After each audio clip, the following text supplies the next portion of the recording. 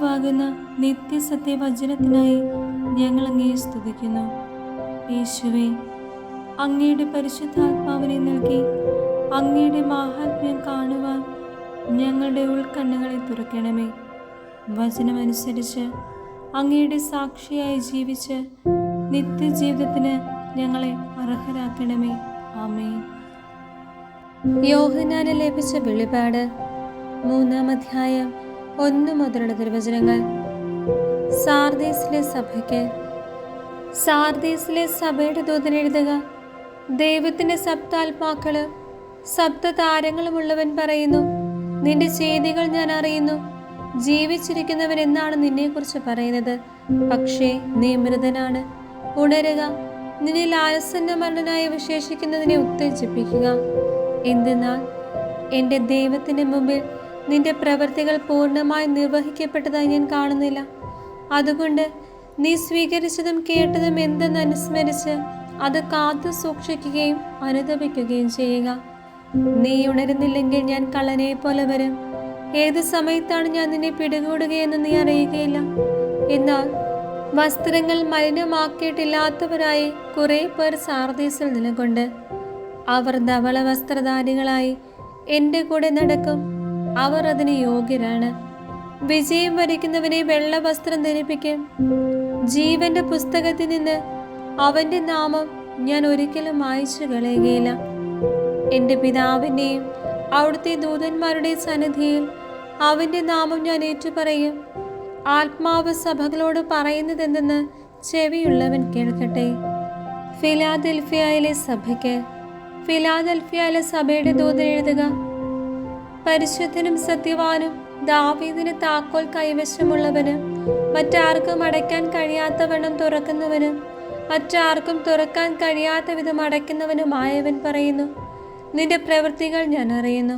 ഇതാ, നിന്റെ മുമ്പിൽ ആർക്കും പൂട്ടാൻ കഴിയാത്ത വിധം തുറന്നു കിടക്കുന്ന ഒരു വാതിൽ ഞാൻ സ്ഥാപിച്ചിരിക്കുന്നു. നിന്റെ ശക്തി പരിമിതമാണ്, എങ്കിലും നീ എൻ്റെ വചനം കാത്തു എൻ്റെ നാമം നിഷേധിച്ചതുമില്ല.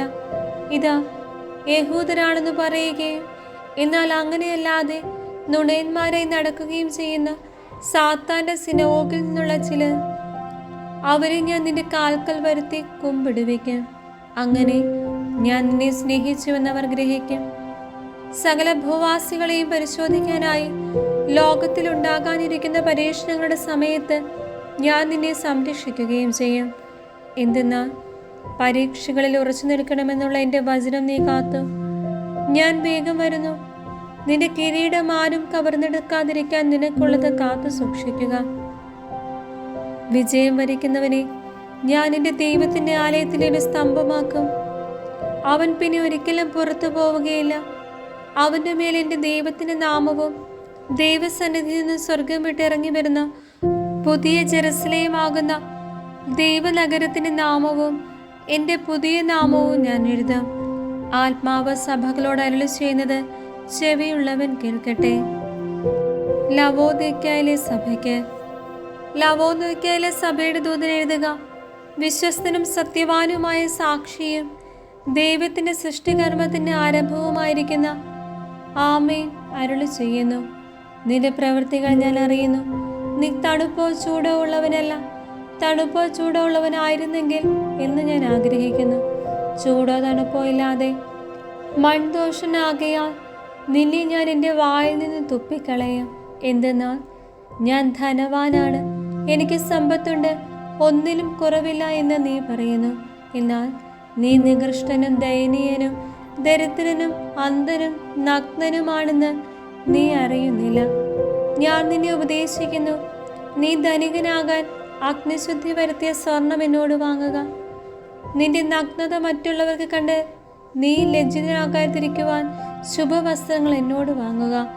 കാഴ്ച ലഭിക്കുന്നതിന് കണ്ണിലെഴുതാനുള്ള അജ്ഞനവും എന്നോട് വാങ്ങുക. ഞാൻ സ്നേഹിക്കുന്നവരെ ശാസിക്കുകയും ശിക്ഷിക്കുകയും ചെയ്യുന്നു.